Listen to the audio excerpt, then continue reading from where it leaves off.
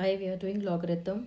The question is if log x to the base 2 is a, log y to the base 3 is a, write 72 raised to the power a in terms of x and y. So let's start with what is given to us. That is log x to the base 2 is a. So we will put this in exponential form. How do we put a log in exponential form? If it is log a to the base b is equal to y, the base remains the same, that is b, and a gets interchanged with this y, that is b raised to the power y is equal to a. This is the exponential form. So what it will be? 2 raised to the power a is equal to x. Fine, we got this. Same way we will change the other log also in exponential form.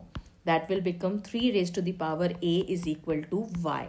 Now we got 2 raised to the power a as x and 3 raised to the power a as y. Now what we will do to 72 raised to the power a? 72 will be factorized, right? We know this. 72 will be factorized. So when you factorize 72, it becomes, I'll write here, 72 is equal to 2 raised to the power 3 into 3 raised to the power 2.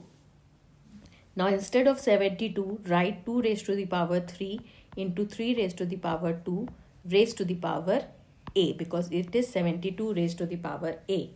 Now we know that when the numbers are multiplied and it is raised to some power, the powers get multiplied, right? That means 2 raised to the power 3 into a will become 3a, and 3 raised to the power 2 into a will become 3 raised to the power 2a, right? And what we have in our hand, we have 2 raised to the power a and 3 raised to the power a in terms of x and y respectively.